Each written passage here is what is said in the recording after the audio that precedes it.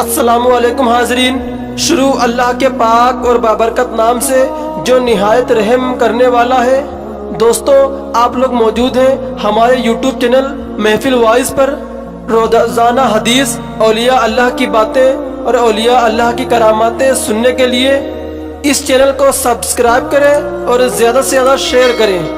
دوستو، اگر آپ نے اس واقعے کا پہلا اور دوسرا پارٹ نہیں سنا ہے تو پلیز ہماری آئی ڈی میں جا کر پہلا اور دوسرا پارٹ ضرور سنیں۔ جیسا کہ میں نے دوسرے پارٹ میں بتایا تھا کہ حضور صلی اللہ تعالیٰ علیہ وسلم کے نواسے حضرت سیدنا امام حسین رحمۃ اللہ تعالیٰ علیہ نے 3 شرطیں رکھی تھیں۔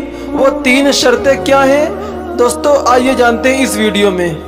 نمبر 1، میں جہاں سے آیا ہوں وہیں واپس چلا جاؤں۔ نمبر 2، میں یزید کے پاس چلا جاؤں اور خود اس سے اپنا معاملہ طے کر لوں۔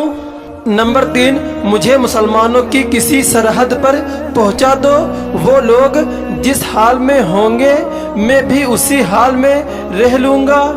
چنانچہ عمر بن سعد نے امام حسین رحمۃ اللہ تعالیٰ علیہ کی یہ تینوں باتیں سن کر ابن زیاد کی طرف دوبارہ ایک خط روانہ کیا جس میں لکھا تھا کہ اللہ تبارک و تعالیٰ نے جنگ کی آگ بجھا دی اور مسلمانوں کا کلمہ متفق کر دیا۔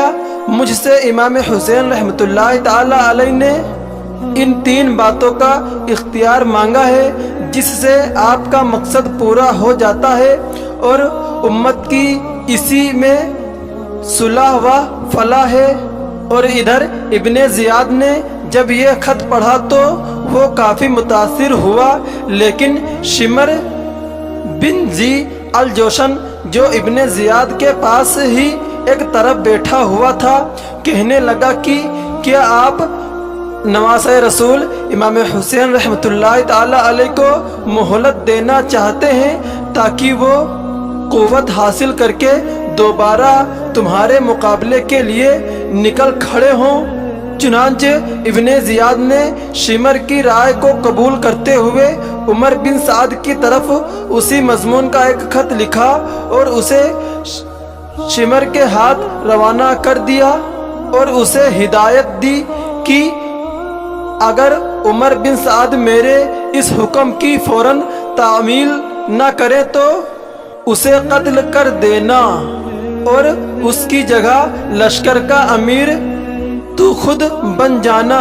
شمر جب ابن زیاد کا خط لے کر عمر بن سعد کے پاس پہنچا تو وہ سمجھ گیا کہ شمر کے مشورے سے یہ صورت عمل وجود میں آئی ہے اور میرا مشورہ رد کر دیا گیا ہے۔ اس لیے عمر نے شمر سے کہا کہ تو نے بڑا ظلم کیا ہے کہ مسلمانوں کا کلمہ متفق ہو رہا تھا اور تو نے اس کو ختم کر کے قتل و قتال کا بازار گرم کر دیا ہے۔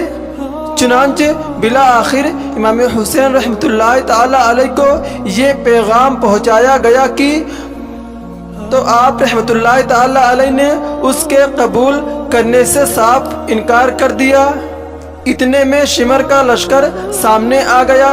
آپ رحمۃ اللہ تعالیٰ علیہ کے بھائی حضرت عباس آگے کی جانب بڑھے اور اپنے مد مقابل حریف سے گفتگو شروع کی، لیکن اس نے بلا مہلت قتال کا اعلان کر دیا۔ چنانچہ حضرت عباس نے جب جنگ کا اعلان سنا تو انہوں نے جا کر حضرت سیدنا امام حسین رحمۃ اللہ تعالیٰ علیہ کو اس کی اطلاع دے دی۔ امام حسین رحمۃ اللہ تعالیٰ علیہ نے فرمایا، ان سے کہو کہ آج کی رات قتال ملتوی کر دو تاکہ آج کی رات میں وصیت، نماز، دعا اور استغفار میں گزار لوں۔ چنانچہ حضرت عباس رضی اللہ تعالیٰ علیہ نے امام حسین رحمۃ اللہ تعالیٰ علیہ کا پیغام جا کر شمر تک پہنچا دیا۔ شمر ذی الجوشن اور عمر بن سعد نے لوگوں سے مشورہ کیا اور آپ رحمۃ اللہ تعالیٰ علیہ کو اس رات عبادت کرنے کی مہلت دے دی اور واپس چل دیے۔ عاشورہ کی رات اہل بیت کے سامنے تقریر۔ امام حسین رحمۃ اللہ تعالی علیہ نے رات کو اپنے اہل بیت اور اہل صحابہ کو جمع کر کے ایک خطبہ دیا جس کا لباب یہ تھا: میں اللہ تبارک و تعالیٰ کا لشکر ادا کرتا ہوں اور راحت میں بھی اور مصیبت میں بھی۔ اے اللہ، میں تیرا شکر ادا کرتا ہوں کہ تو نے ہمیں شرافت نبوت صلی اللہ تعالی علیہ وسلم سے نوازا، ہمیں کان اور آنکھیں اور دل دیے جن سے ہم آیات سمجھیں، اور ہمیں تو نے قرآن پاک سکھایا اور دین کی سمجھ عطا فرمائی، اور ہمیں تو نے اپنے شکر گزار بندوں میں داخل فرمایا۔ چنانچہ اس کے بعد امام حسین رحمۃ اللہ تعالی علیہ نے بنو عقیل کو مخاطب کر کے فرمایا: تمہارے ایک بزرگ مسلم بن عقیل شہید ہو چکے ہیں، تمہاری طرف سے وہی ایک کافی ہے، تم سب واپس چلے جاؤ، میں تمہیں خوشی سے اجازت دیتا ہوں۔ آپ رحمۃ اللہ تعالی علیہ کی بات سن کر انہوں نے کہا کہ ہم لوگوں کو کیا منہ دکھائیں گے کہ اپنے بزرگوں اور بڑوں کو موت کے سامنے چھوڑ کر اپنی جان بچا لائیں، بلکہ اللہ تبارک و تعالیٰ کی قسم، ہم تو آپ رحمۃ اللہ تعالی علیہ پر اپنی جانیں اور اولادیں سب کچھ نچھاور کر دیں گے۔ حضور سیدنا امام حسین رحمۃ اللہ تعالی علیہ کی ہمشیرہ حضرت زینب بے قرار ہو کر رونے لگی تو آپ رحمۃ اللہ تعالی علیہ نے انہیں تسلی دی۔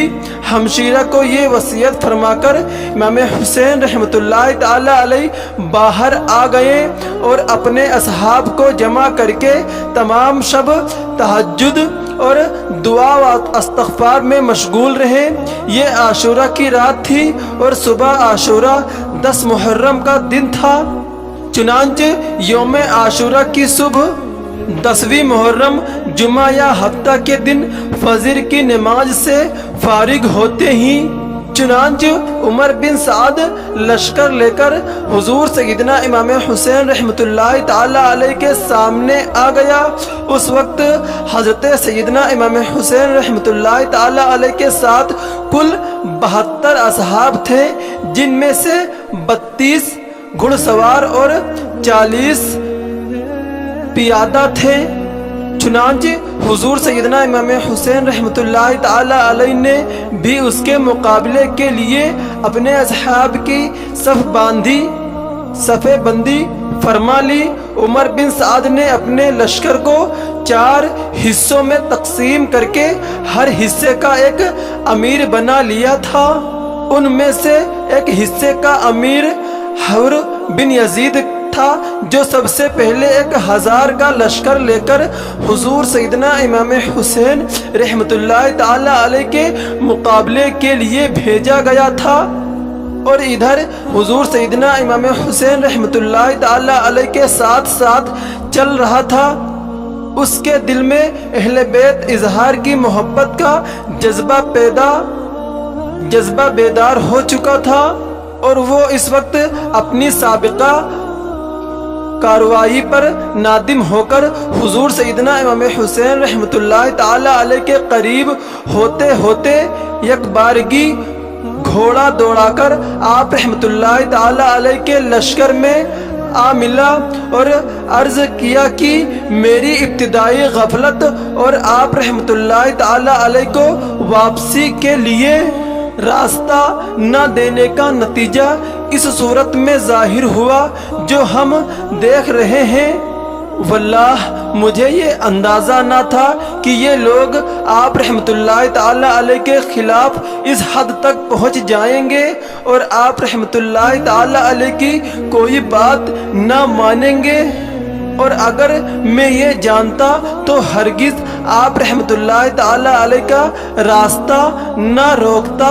اب میں آپ رحمت اللہ تعالی علیہ کے پاس توبہ طائب ہو کر آیا ہوں۔ چنانچہ اس کے بعد حضور سیدنا امام حسین رحمت اللہ تعالی علیہ نے روسائے کوفہ کا نام لے لے کر پکارا۔ اللہ اکبر، ماشاءاللہ، سبحان اللہ۔